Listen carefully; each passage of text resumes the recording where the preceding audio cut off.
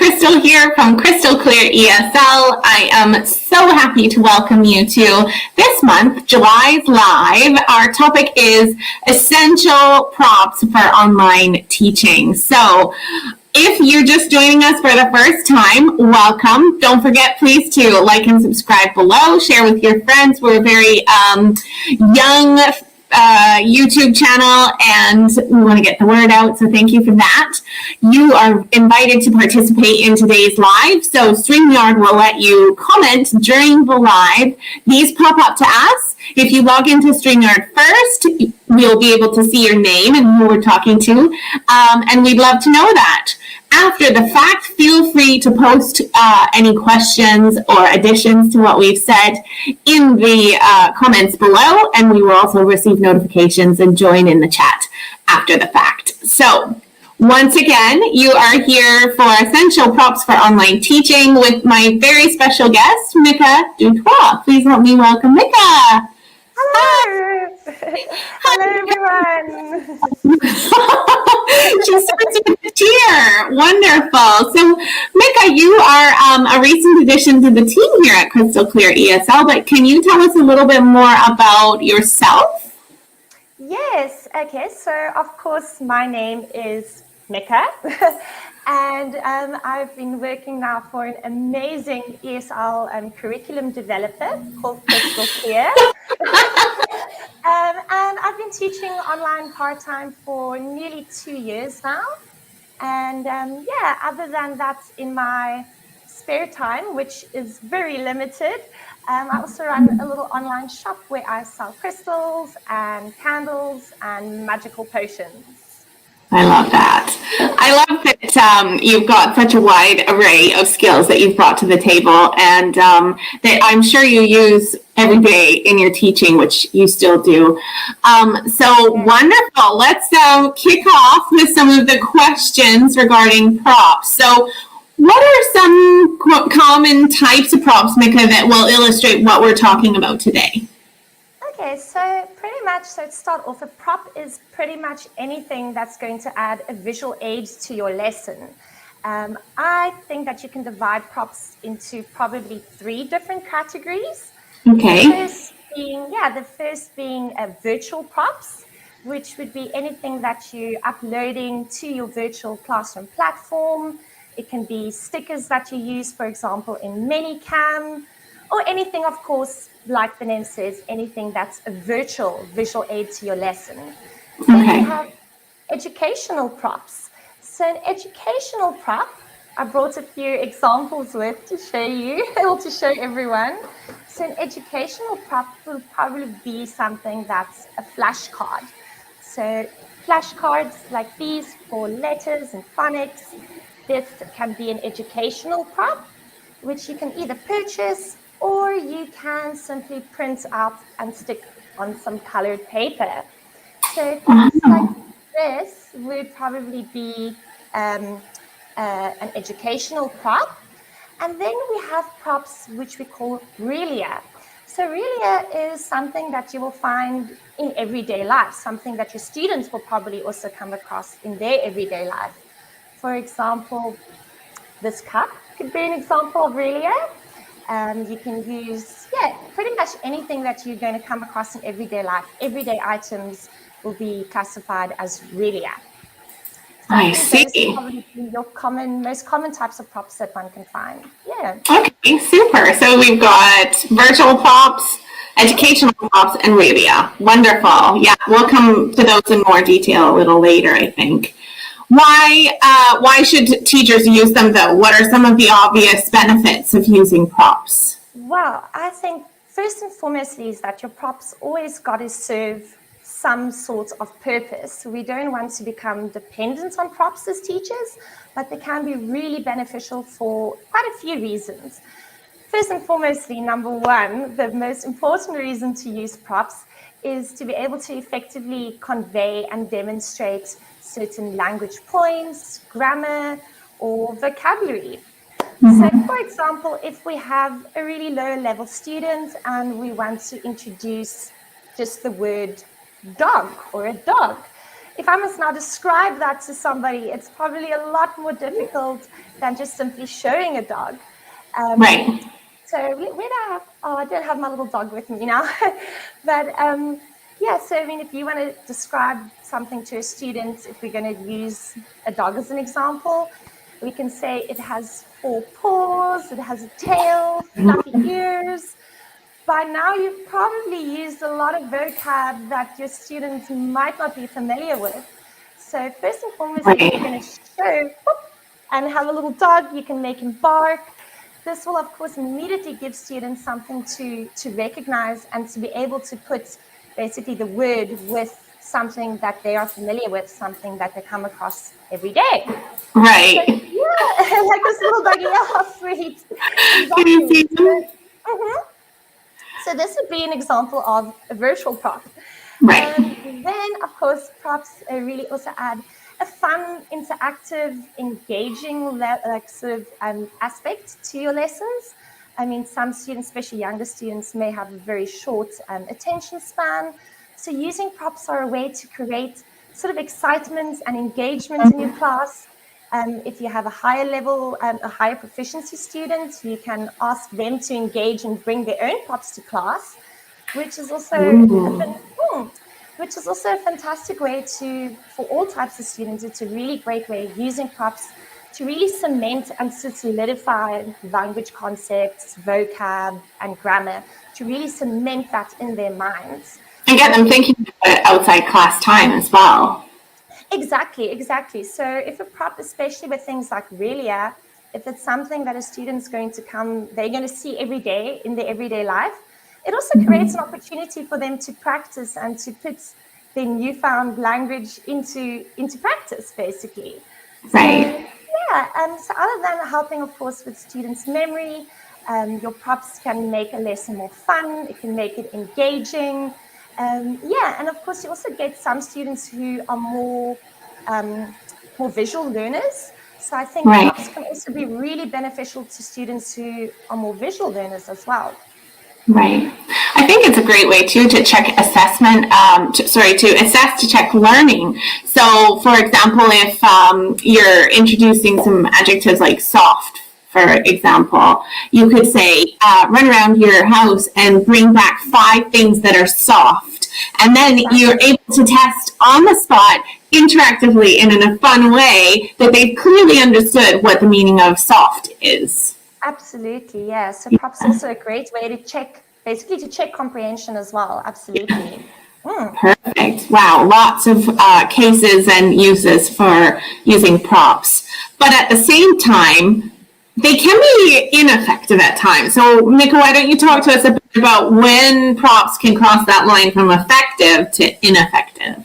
Okay, so I think that first of all, you want your prop to be easily recognizable to your students. You want your prop to support your lesson and to support your learning objectives, not to take away from them. So I think, firstly, if you're going to, let's use colors, for example.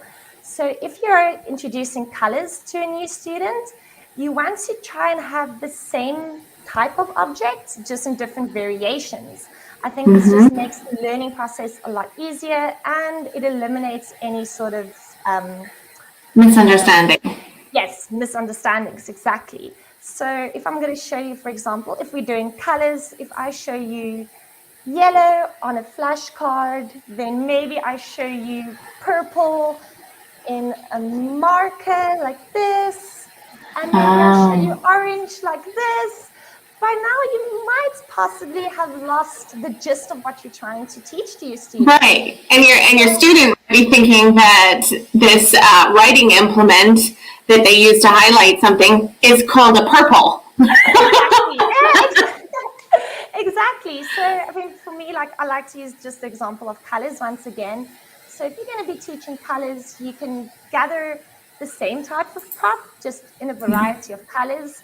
I like to sometimes use little balls of wool, and you can see, of course, I've got them all balls of wool in different colors, or to use even some markers as well in a variety of colors. So I think it's a lot easier to demonstrate pink, green, and yellow, rather than having a whole bunch of different objects in different colors. So yeah, I think an ineffective prop is going to be anything that isn't going to clearly convey the concept that you're trying to teach. An ineffective prop can also be something that is, for example, if you're printing out your props, you want to make sure that your props are not blurry, that the print is of a good quality, and of course to make sure that your props are not too small either. So you want it to be able to, you want your students to be able to clearly see what you're showing them as well. So I think these are probably examples of ineffective props. Yeah. For sure. What do you think about the possibility to overclutter a lesson or distract with props? Would that be under the ineffective banner?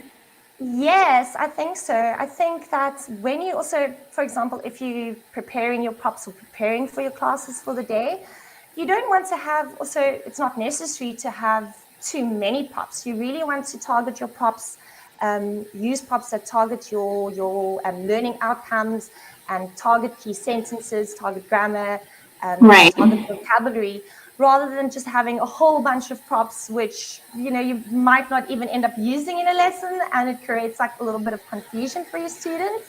And actually, it's important to deliver those learning objectives. I never thought of it like that. Gear your props to learning objectives. Yeah. Really great point. Yeah, for sure. What I like to do is before class, if it's possible to see the lesson material that you're teaching before class, then I like to just briefly, obviously, go through that and then really select and make an informed choice about why I'm selecting these props, to make sure that I have rather fewer props that are going to be more effective than cluttering your desk and cluttering your workspace with a whole bunch of props. You don't also want to be in class and be looking for props like I'm going to be doing because I have so many here today. But you don't want them to be disrupting the flow of your lesson. So I think if your props and your use of props is disrupting the flow of the lesson, I think that could lend itself to being more ineffective than what you're trying to aim for. I totally agree. Yeah, absolutely.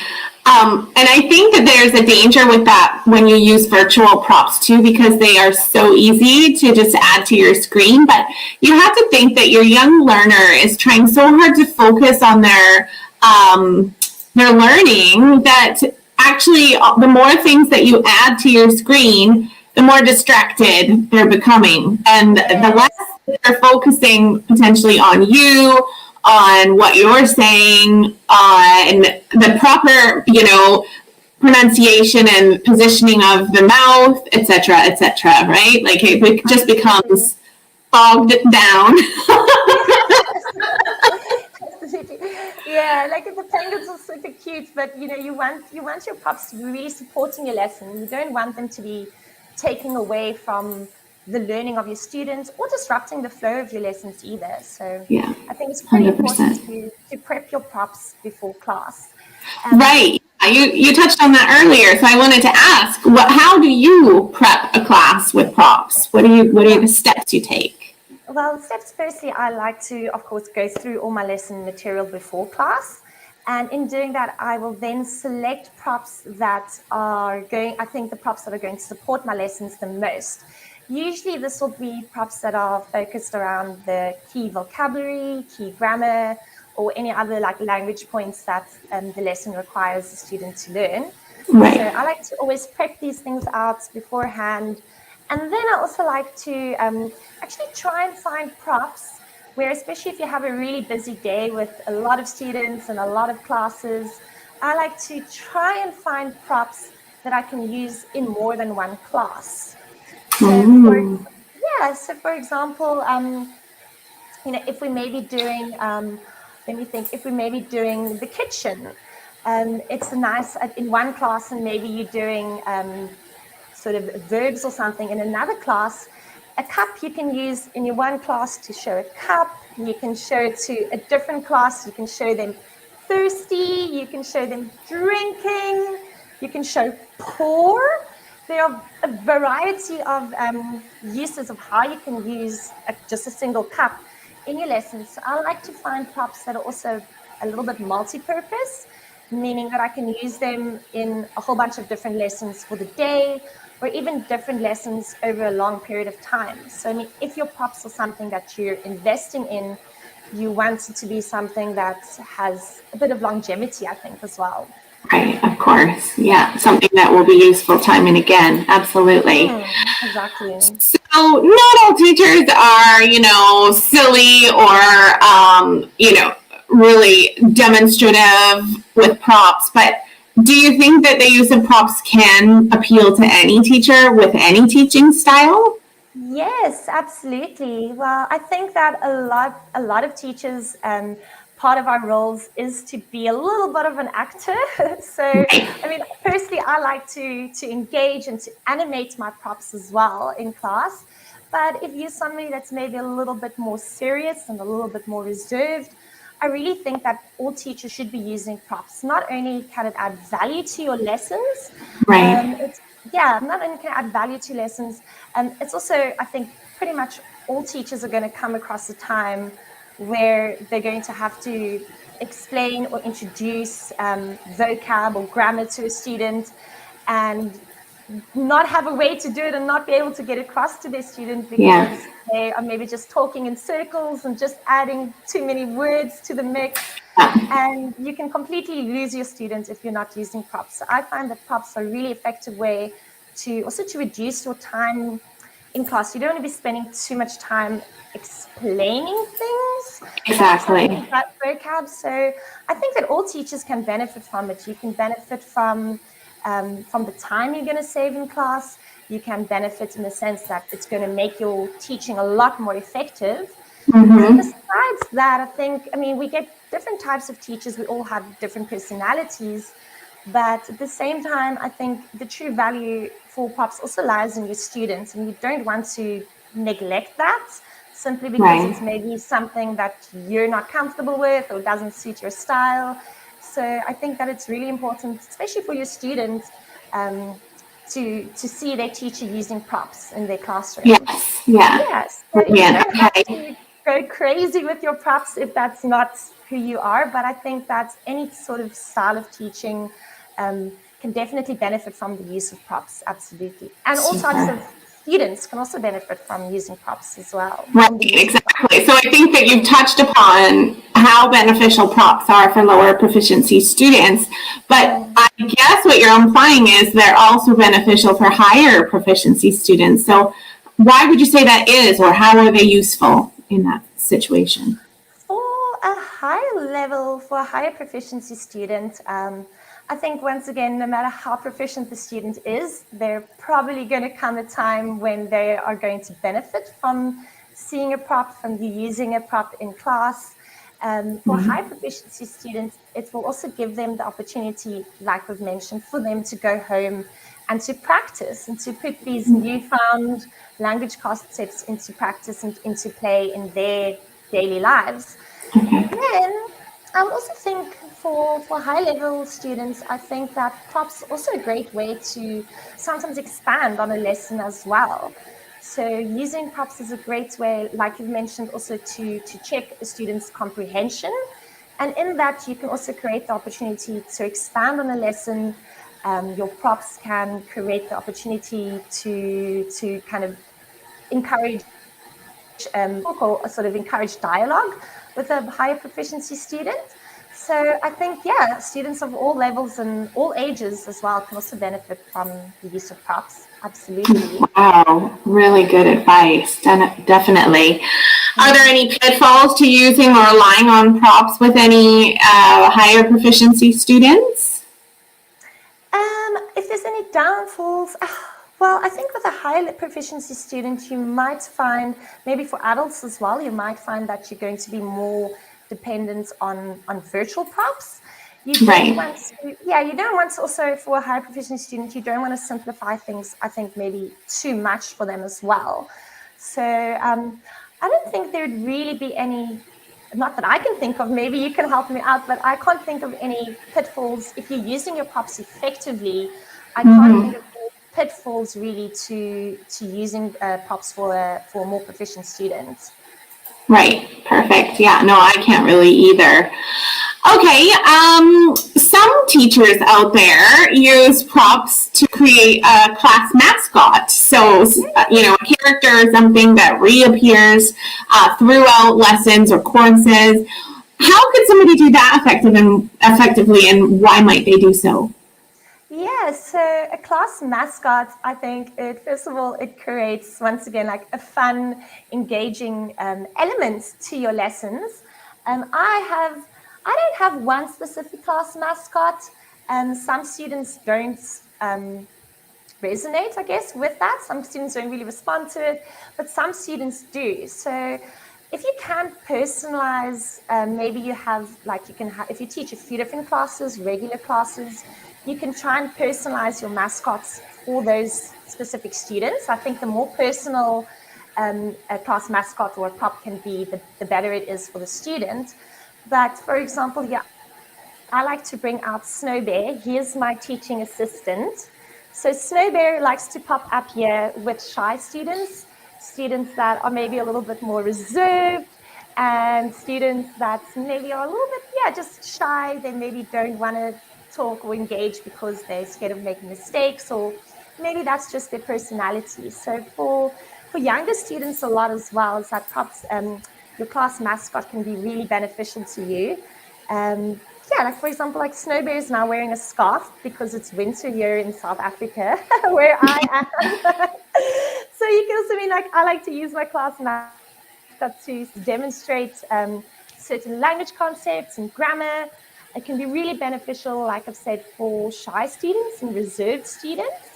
But your class mascot can also be a great way for you to introduce and to demonstrate dialogue or introductions, and also for helping to correct mistakes as well. I think your class mascot can create a sort of a, let's say a buffer. So sometimes students might be a little bit thrown off or a little bit put off if they are getting corrected.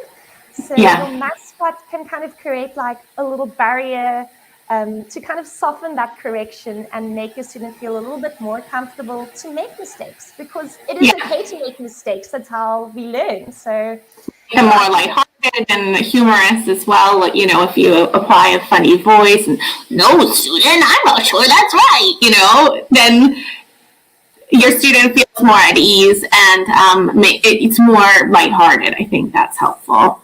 I loved your point about the dialogue. I think it's so great to use a mascot or just any sort of puppet or toy in general as scaffolding to model a dialogue that you want your student to participate in. Or I don't know about you, Mica, but I love teaching the very young students. And when they first start with me, they often don't even understand that they're supposed to repeat what I'm saying. So that little stuffed animal, I have like a monkey that I rely on to act as the student. I can demonstrate and scaffold the responses that I expect. So I love that point.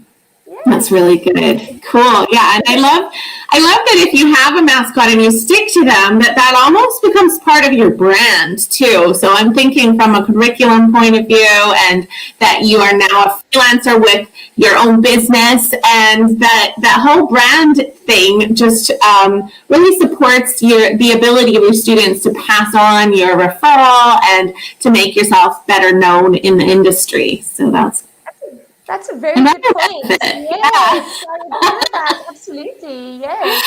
Yeah, so let's talk a little bit about where we get props from. But before we do, I'm just going to remind everyone here that you're watching effective use of props for online teaching with Crystal Clear ESL and my special guest, Mika du Toit. And that if you'd like to participate, you're very welcome. Please sign into StreamYard below so that we know who we're talking to. There's a little bit of a delay in your questions coming across to us, but we'll try to get to them as we go along. And if you're watching the replay, drop your comments, suggestions, and questions in the comments below, as you remember to like and subscribe to the channel. So, Mica, where do you get props from primarily? All over the show. I get props everywhere. And like, I think almost anything can be a prop if you're a little bit creative enough. Luckily, with things like Relia, it's going to be things you probably have lying around the home. A lot of when students are learning, especially like younger students, it's going to be things that you probably have laying around the house. If you're doing clothing, we hope you have clothes at home, so you should have clothes to bring to class. You should have clothes to bring to class. We all have books and things that we can bring to class and find around the house. Yeah. But if you don't want to, like, if it's maybe something that that you can't find around the house, or something that's maybe even too big, if you want to demonstrate a table, can't really bring your whole table to class. So in this kind of way, it's a good idea to print out props. For example, you can print out pictures, you can upload them in terms of being a virtual prop. Like, for example, here's my little goat that I've got here jumping over a fence. And this one, you'll see I've made him simply by printing out a little picture. You can find awesome royalty-free pictures on websites like, for example, Canva. It's got really awesome, very cute graphics you can use. So you print out a picture, you can stick into some colored paper. And one of my favorite teaching tools, the chopstick. Chopstick. I know a lot of teachers use popsicle sticks, but I've never heard of chopstick before. No, I have so many chopsticks laying around. So my chopsticks are one of the things I like to use quite a bit when I make props. And yeah, the reason being for that is because other than, of course, if a prop is not something that you can find at home and bring to class, it's really nice to use props on chopsticks and with or popsicle stick, because you can, it prevents like cluttering up, first of all, cluttering up your desk if you just have a few printed out popsicle or chopstick props. But it's also a really nice way that you can actually like hold your props up. It does kind of keep one hand free at least, and you can animate your props as well. So that's what I really like. You can't underestimate the power of a chopstick or a popsicle stick and some colored paper and a little bit of imagination. So yeah, so you can either source props around your house. You can go to things like, we don't really have a dollar store here in South Africa, but we have the sort of, they call them China malls, where you can find all sorts of things. And that's a really good place to find very affordable props. And of course, you can cut out props from magazines. You can cut out, like perhaps like maybe not so much from newspapers, but from magazines. You can go to like a secondhand store if you want to find some props. Or of course, you can, like I said, you can make some props as well. All you need is some colored paper, a pair of scissors, some markers. You don't need to have a state-of-the-art printer or, complete internet technical savvy in order to make some really cool props, right? No, just a little bit of imagination, and yeah, and I think you can really get creative when making your props. Yes. And one thing to say is, if you are, of course, like making props, or like especially if you're going to be writing or drawing, I probably wouldn't be somebody who would draw pictures for my props because I cannot draw. But if you just remember that if you're going to be making your own props, you want them to be visually appealing. So you don't want to have something that maybe if you've drawn something that's a cat, but it looks like a dog, maybe you rather want to cut out a picture or print a picture out. And it needs to be recognizable as that thing, but it also needs to convey the professionalism of your enterprise, right? Exactly. So, let's put it this way, like a bad quality prop. So whether that's maybe your printers ran out of ink and it just doesn't look so good if you printed a word or a picture, that can maybe devalue your teaching abilities.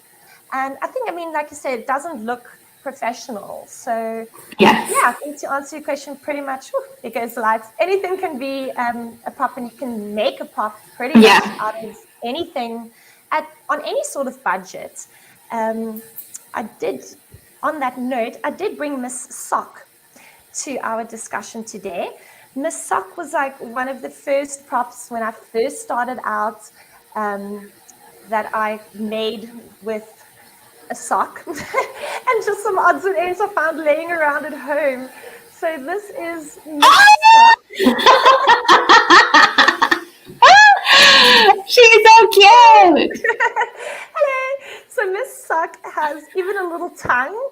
And the reason I've done this is because if we're going to talk about like body parts even, I can show Miss Sock's tongue, I can show my tongue. She's very interactive and very useful in classes, even though she probably looks a little worse for wear now. Miss Sock has been with me since the beginning of time. and she's really, like, I mean, this is something super easy. I think a puppet, like a little sock puppet or a finger puppet. That can also be your class mascot as well, maybe. I was just going to say, this seems like Mica's class mascot. Yeah, you can even ask your students. Yeah, you can ask your students to make a little sock puppet or something that even they can bring to class, and you can use, like, tie that into the learning objectives, or make that just something fun and creative for them to do to get engaged and to get involved into your lesson. But yes, a little sock puppet is super easy to make. You just need a clean sock. Make sure it's not a stinky one. And yeah, and a little, once again, like a little bit of imagination. I've just put some glasses on for her, given her like 2 little piggy tails and a nose and a tongue. So this is Miss Sock. And yeah, I think sock puppet is really beneficial if you're looking to make just a mascot or a prop or something that you can use in class to demonstrate, even once again, to demonstrate dialogue or introductions as well. So I love the idea. I love that it's accessible. So if you assign your students to make a sock puppet for homework, then it's not sort of out of their reach to obtain the items that they'll need to do that. And then they always have somebody on hand, to practice dialogue with, or, because parents aren't always available to do, homework or create conversations or practice this 10 times. Yeah, exactly. Absolutely. So it's their little teaching buddy. Well, it's your teaching buddy, and if your student makes one, it can be a little teaching buddy for them as well. Yeah, exactly. That's an amazing idea. I love that. Okay, let's hit back at virtual props. Would you say that they're better or worse or the same as physical props? With a virtual prop, I think, there's pros and cons. I think sometimes you're going to maybe struggle to make something or find something to demonstrate a certain concept. So in that case, a virtual prop, if it's going to be a picture that you upload to your virtual platform, that will probably be very beneficial to rather have a virtual prop with something that you can't maybe find a physical prop or print or draw or something like that. So in that case, a virtual prop can be very beneficial. Where I think a virtual prop can also be a benefit is if you are a bit of a digital nomad and you maybe do find yourself traveling a lot, so you're on the road, your virtual props are going to always be with you on your computers. So I think virtual props can be really beneficial to people who maybe travel quite a bit, to the traveling teacher. Right. And then I think also I think having a virtual prop is also a nice way for you to, once again, to maybe not overclutter your desk and to have too many props that you're grabbing and searching through. And if you have virtual props, it's sometimes a lot easier to just upload a picture and to explain from there. Why I think that a virtual prop maybe could probably not be so beneficial is that it can be limiting. It does take away that sensory sort of aspect to using props. Right. And then I think with a virtual prop, of course, you can't really always animate or interact with a virtual prop. Well, maybe to a degree you can, but not really. So there are pros and cons to using virtual props. Yeah. Definitely. further to what you said about them being, readily available. For example, I know lots of teachers that use Manycam in situ, so like in the middle of a lesson to explicate something. For example, earlier, as you know, Mica, I was looking for an image of a water butt for a lesson, but it could also be used to explain to a student what a water butt is, and then you can just log on, find a picture that's, suitable for royalty-free use, and demonstrate what a water butt is for, 10 seconds of your lesson without having to scramble around the house and seem unprofessional, looking for a way to demonstrate a concept that could very easily be explicated with an image. So I think that's a good alternative. Yeah, at the same time, I think you're right.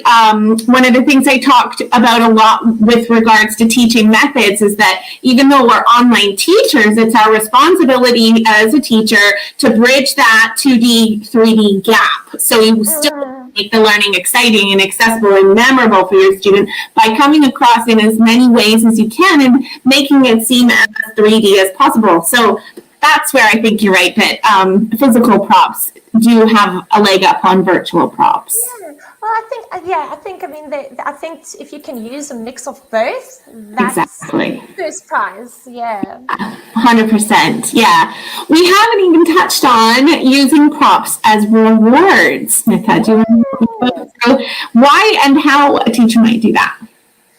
Okay, so I think with rewards, if you have regular students, this might not work if you chop and change, like if your students and your classes change regularly. But if you have regular students, then it's a really great idea to make a sticker chart. I don't have one to show you now, but a little sticker chart to track a student's progress can be really motivating to a student, and it can help a student to be intrinsically motivated, which of course the student that's motivated within themselves is going to be more likely to show up to class, to do homework, to engage, and to remember things and to put the new learned lessons in the new learned language into practice.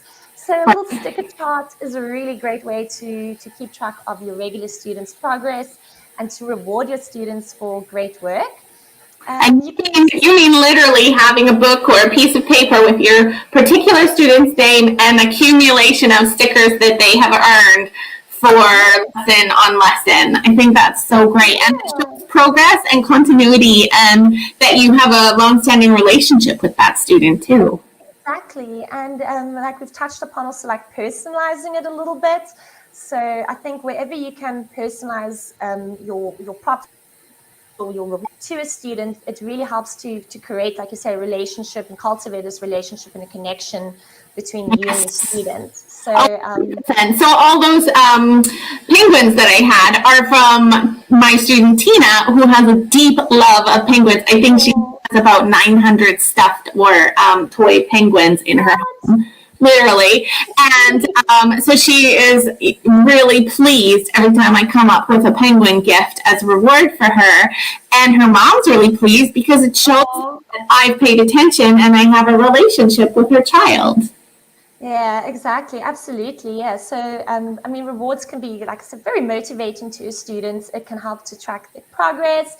And the rewards can be a sticker chart. It can be a virtual reward. For example, if you're using Manycam, you can pop up your little stickers.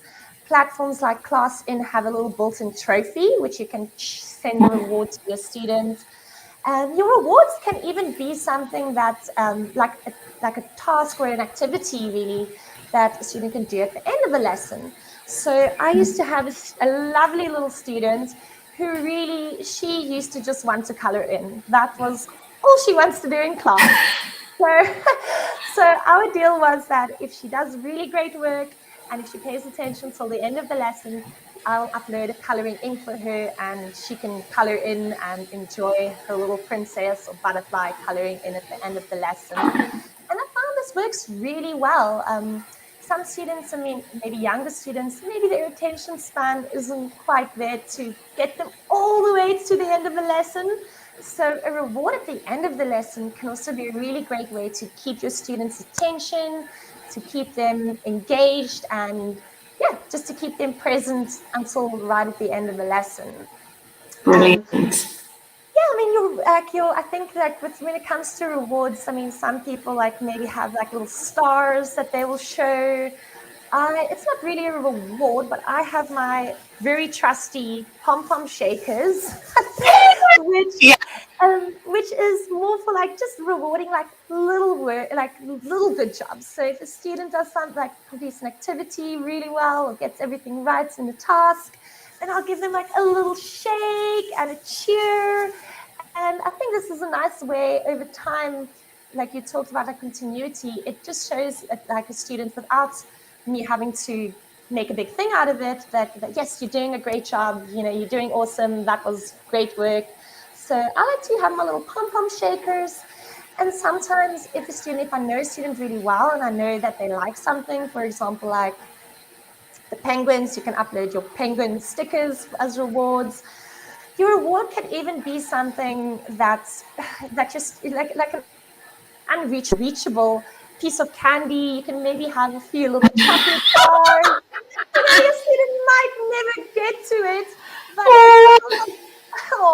which is the whole idea, is simply to motivate them and to show them that they are doing a great job. Because as I've mentioned, a student that's intrinsically motivated is going to be much more likely to progress and to want to continue with your classes as well. Participate. Yeah. To participate, absolutely. 100%. Okay. Wow. Such a lot of great information today, but let's wrap up, Mica, by going through what your top 5 go-to props are that are used by far the most of any.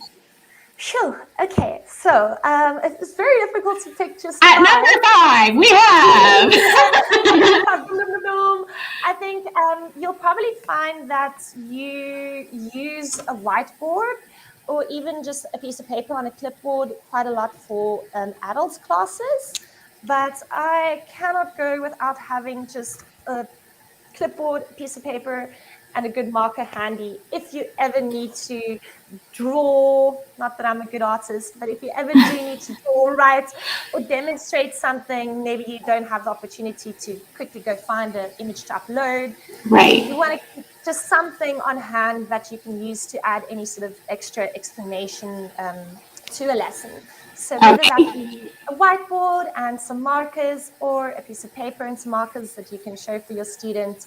I think that's also a really nice prop that you can use to pretty much explain obviously anything.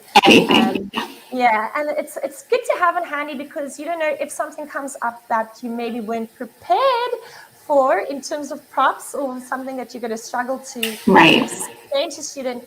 You can keep your paper and your markers will come definitely in handy. Perfect. Okay. At number 4.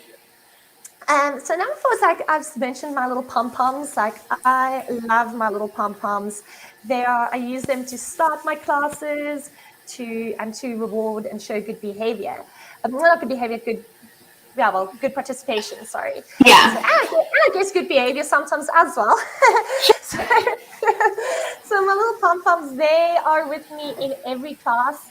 And what else? Of course, some number 3. Number 3. Okay. If you're teaching, especially young students, you know, you want your props to be something that they can especially relate to, and something that's, of course, age appropriate.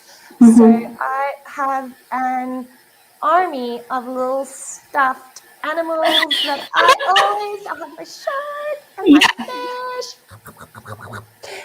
Now, yeah, I mean, like we said earlier, those stuffed animals can double as a mascot or triple as your puppet for dialogue. It doesn't have to be an actual puppet, right? Yeah, exactly. So, I mean, like I've also got my unicorn used to come out a lot, as I used to have a student who really liked unicorn. So she would be my mascot for that specific class. She will come out and clap her hands and cheer and chat a little bit in class as well. So a stuffed animal, a soft toy, yeah, definitely. Okay. Yeah. So what about number 2? Number 2, some flashcards. Like I think that you can't go wrong without having some flashcards, or whether they be printed out or purchased. Like I've got this little dude with his jiggly eyes. So anything that's printed out that's going to be a printed prop, or a flashcard like an educational prop, like these little guys, like those are absolutely always going to come in handy. You can demonstrate, for example, with these, you can do letters, phonics, and you can even demonstrate keywords and vocab as well. Yeah. Cool. All right. The last but not the least, what would you say is your number one most used favorite prop? My most favorite prop is something that it doesn't demonstrate any specific target language or vocab or anything, but it is something that I cannot teach without. And that is my magic wand. Sometimes it comes with a crown. Oh. Something that I didn't mention is that with props, it's a nice idea to see where you can even wear your props and engage with your props. Like this little crown, and I have my red nose if I ever need to demonstrate a nose. I have that cute. So to be able to wear a prop and to actually like physically like interact with it is a really great thing. But my magic wand is my absolute favorite number one teaching prop. And I pretty much use it for a lot of things. I use it mostly to show transitions when we're going from one activity to another, or to different like segments of a lesson. So if we're going from vocab to grammar, I like to use my magic wand and create a magical sort of journey and experience with my students. I'll wave my magic wand and change the slide. So my magic wand. Humor, and it's keeping them engaged. Yes, it also gives like what I found like does help quite like nicely is that it gives students like a little like moment of downtime where they're not having to like focus or think of anything. They know when the magic wand comes out, okay, we're moving on to something else. Let's go learn some grammar. It gives them just like a moment of just like downtime where they can kind of just like and just reset a little bit. It also helps to break up a lesson as well into different parts of a lesson. Sometimes I use it to wag my wanded students. I use it a lot to demonstrate look like this. And sometimes it even becomes a microphone. So my magic wand is my absolute favorite thing to use in classes. Brilliant. Oh, wow. Thank you for sharing your expertise with us today, Mica. I learned so much. I think we've left teachers with some really brilliant ideas for how to implement props in their classroom, some ideas for how to acquire props and why they're useful. Thank you so much. It's been an absolute pleasure. Thanks again. We'll see you again soon. So please don't forget to leave your comments, questions, and additions in the comments below, to like and subscribe to this channel. And thanks for joining us today with Crystal Clear ESL. Bye.